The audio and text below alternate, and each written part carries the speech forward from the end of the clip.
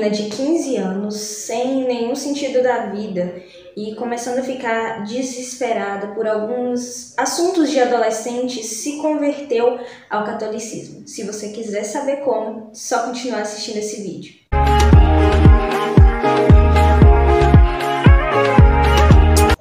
Recentemente eu fiz uma live no meu Instagram, Amável Alma, onde eu contei um pouco do meu testemunho. Porém, como live é um lugar onde a gente conversa muito, não consegui ter uma linha de raciocínio, né? Sempre ia respondendo uma pessoa, respondendo outra. E hoje eu venho atualizar esse vídeo contando um pouco mais e contando melhor como foi a minha conversão.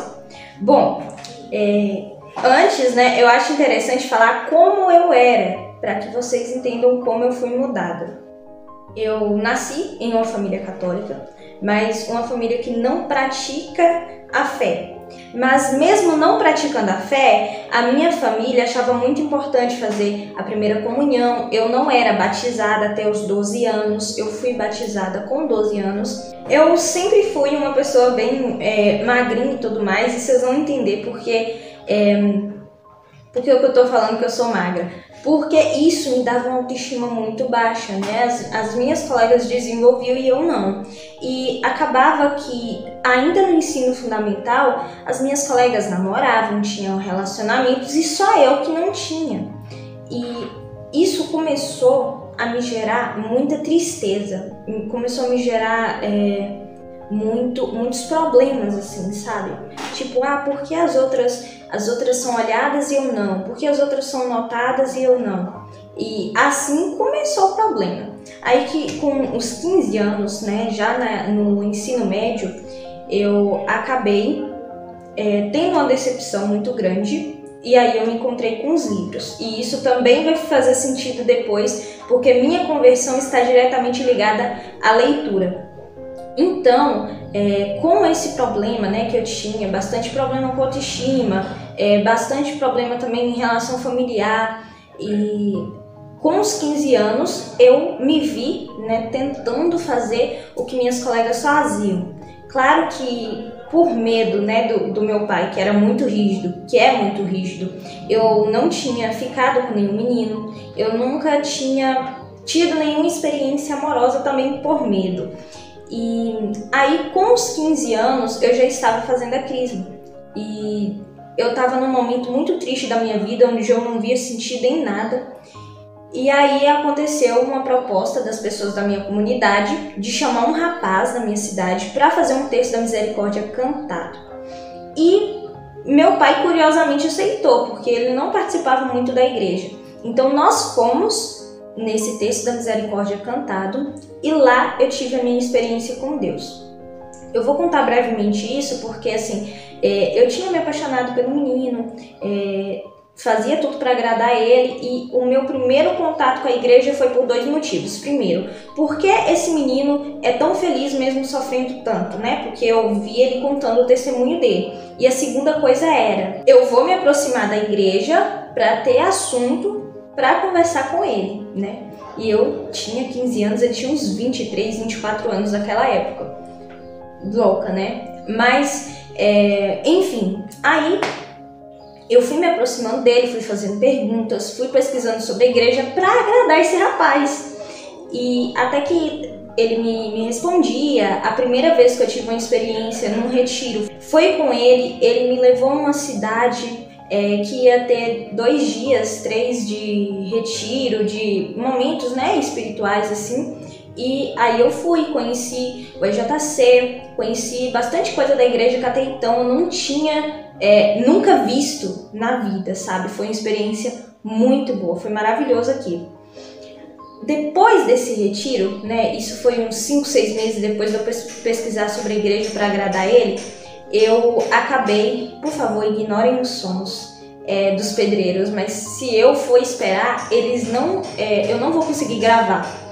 Então, a partir, né, dessas minhas experiências, depois desses 5 meses que eu fiquei tendo contato com esse rapaz, ele acabou parando de me mandar mensagem. E meu pai apoiava muito, sempre quando ele ia cantar em alguma igreja, fazer algum serviço, né, missionário, porque não é missionário, meu pai estava lá, né, participando e tudo mais. Depois dessas experiências que eu tive, né, nessa cidade com ele, o meu pai acabou sempre dando muito apoio, né, querendo que eu namorasse com ele, ele sempre pensava nesse rapaz como um esposo no futuro.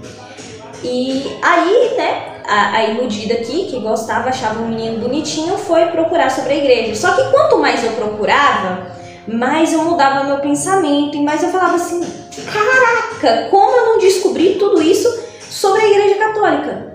Por que me esconderam isso, sabe? E eu ficava maravilhada com aquilo.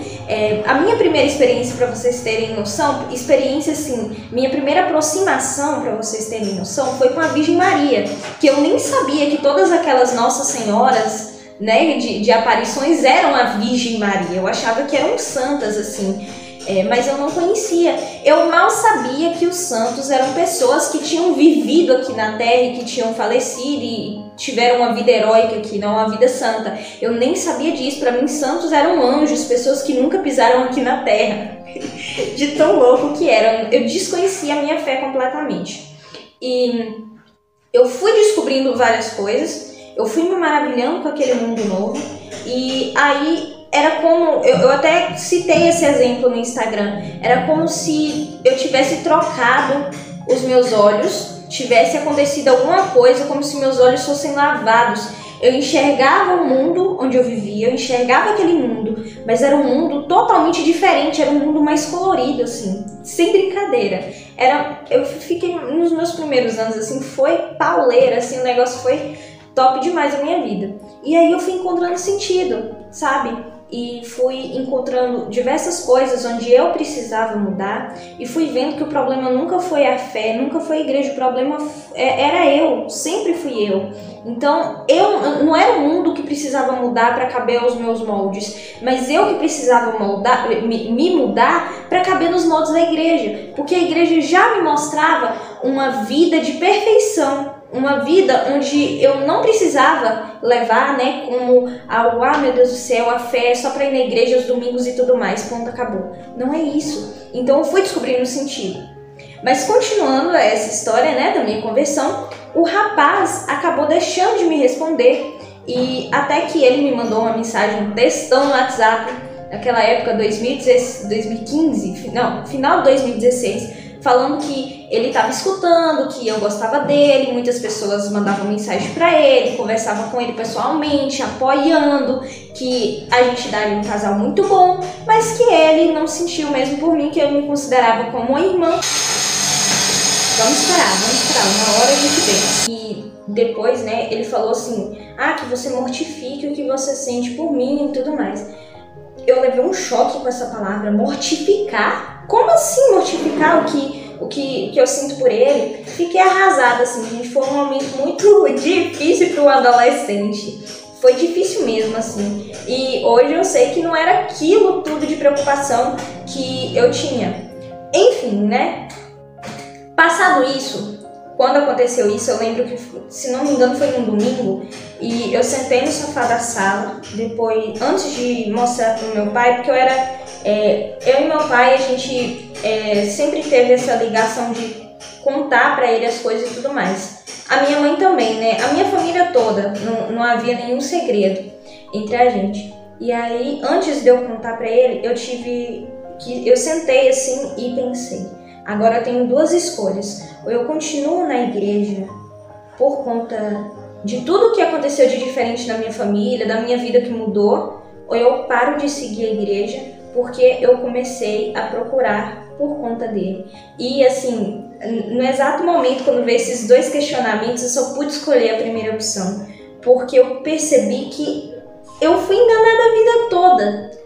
A vida, ela não fazia mais sentido sem Deus, sabe? Não fazia mais sentido sem a igreja. E eu acho que essa é a sensação de toda pessoa que se converte ao catolicismo. Porque, gente, a igreja construiu a civilização ocidental. Tudo está ligado com a igreja. As notas musicais foram criadas a partir da igreja, faculdades, diversas coisas foram criadas pela igreja católica, né? E eu descobri que não existe só essa vida aqui, que a nossa vida faz muito sentido. E já nesses 5 anos, né, vou fazer 6 anos de conversão no ano que vem, eu comecei a não querer me calar, assim, sabe? Eu gostaria de contar isso para mais pessoas, tanto que eu criei canal no YouTube, não fui constante, mas vou tentar, né, ser mais constante. E tenho agora uma página no Instagram com 22 mil seguidores, estou com rumo aos 30 mil, então, por favor, se você está vendo esse vídeo, me segue lá, eu vou gostar muito de ter vocês por lá. Eu sempre estou respondendo dúvidas das pessoas, estudando para poder trazer conteúdo por lá, tudo relacionado à Igreja Católica, descomplicando a fé. E aí eu tive o meu contato com o Padre Pio, que é o meu santinho de devoção, e com tantas outras coisas assim dentro da Igreja Católica que me fortaleceram muito. E isso foi muito importante para mim, porque eu passei o meu ensino, talvez, né, se eu não tivesse me convertido aos 16 anos, no 2º e no 3º ano do ensino médio eu teria me perdido, né? Porque a gente sabe que nas aulas de história, nas aulas de filosofia, nas aulas de sociologia, até mesmo língua portuguesa, a Igreja Católica é mal vista. E a gente vê que por séculos todas as ideologias que surgiram foram contra a Igreja Católica. Tanto que na live que eu falei, na live que eu contei, né, a minha história de conversão, eu até citei que católico e comunismo não combinam, católico e feminismo não combinam. Querem cancelar? Cancelem, mas são ideias totalmente divergentes. É a mesma coisa que eu falar assim, eu sou um católico ateu. Não tem cabimento, são ideias contrárias, não batem. Então a gente precisa conhecer a nossa fé e eu tenho me empenhado bastante para estudar, não só para que eu conheça, mas para que eu revele isso para outras pessoas, né? E como eu sou professora, estudar tá no sangue, né? E a minha história basicamente é isso, mas eu posso acrescentar algumas coisas aqui em relação à conversão para as pessoas, né, novas que estão no caminho de conversão agora possam melhorar, possam conhecer mais. Uma dessas primeiras coisas é, sem dúvidas, vocês procurarem nas redes sociais pessoas que conhecem a verdade. Né? Então, nós temos o professor Edmilson Cruz, o professor Guilherme Freire, eu sigo bastante gente, então vocês podem ir lá no meu Instagram e ver as pessoas que eu sigo e seguirem também, porque assim, são pessoas que me ensinam demais. Vocês podem também procurar por livros, né? Vocês podem comprar, a Livraria Chafariz tem os melhores preços de livros católicos do Brasil. Eu desconheço livraria melhor, que tenha preços baratos como essa livraria. Então eu aconselho que vocês comprem lá. E tem também diversos livros, né, das editoras Eclésia, todos da SEDET, né, mas Eclésia, Quadrante, o Dor de Livros, Cleofas, que é do professor Felipe Aquino, a Petra. Temos outras editoras, né, e nessas livrarias vocês conseguem encontrar livros que podem te ajudar, né? Porque eu falei que minha conversão aconteceu com os livros, porque a partir da minha paixão pela leitura, eu fui conhecendo aquele cantinho dentro da Igreja Católica que eu me encaixo, que é o lado intelectual da coisa, o lado que estuda, simplifica, né? Mastiga tudo aquilo, simplifica e leva para as pessoas, né? Porque o papel do intelectual não é só estudar para si mesmo, é estudar e trazer aquilo para fora, para o mundo, para as pessoas. Então, assim, o caminho dos livros me ajudou muito no meu caminho de conversão. Então, vocês podem procurar, primeiramente, uma Bíblia católica, de preferência Ave Maria, Jerusalém, Peregrino, mas não escolham a pastoral, porque a pastoral ela tem um viés bem teologia da libertação. Desculpem, mas estou falando uma coisa que foi da minha experiência. Então, vocês podem também comprar catecismos da igreja.